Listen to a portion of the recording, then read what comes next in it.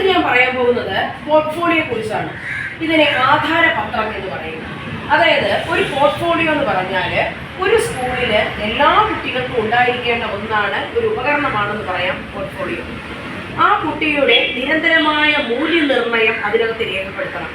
ആ കുട്ടിയുടെ തുടർച്ചയായുള്ള പരീക്ഷ, വൈവിധ്യമായ കഴിവുകൾ, ഇതെല്ലാം അതിനകത്ത് രേഖപ്പെടുത്തി പോകും. എന്ന് പറഞ്ഞു കഴിഞ്ഞാൽ ഒരു കുട്ടിയുടെ വളർച്ച, നേട്ടങ്ങൾ, പുരോഗതി, ശ്രമങ്ങൾ, ഇതെല്ലാം അതിനകത്തുണ്ടാവും.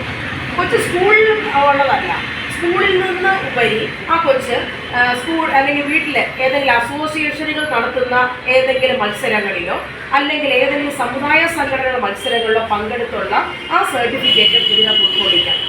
ആ കുട്ടിയെ അതിൻ്റെ നേട്ടങ്ങളെല്ലാം ഉൾക്കൊള്ളിച്ചുകൊണ്ടായിരിക്കണം. ഞാൻ പറഞ്ഞില്ലേ, ഒരു കൊച്ചിനെ കുറിച്ച് എല്ലാം സംസാരിക്കുന്നതായിരിക്കണം പോർട്ട്ഫോളിയോ.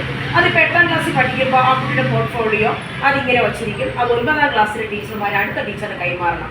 അങ്ങനെ ഈ പറഞ്ഞതുപോലെ കൈമാറി വന്ന് ഒരു കൊച്ചിനെ കുറിച്ച് നമ്മൾ ആ പോർട്ട്ഫോളിയോ എടുത്താൽ ആ വ്യക്തി എന്താണ് എന്ന് പോർട്ട്ഫോളിയോ നമ്മോട് പറയും. അങ്ങനെയുള്ളതായിരിക്കണം പോർട്ട്ഫോളിയോ. ഓക്കെ, ക്ലിയർ ആയി തോന്നുന്നു.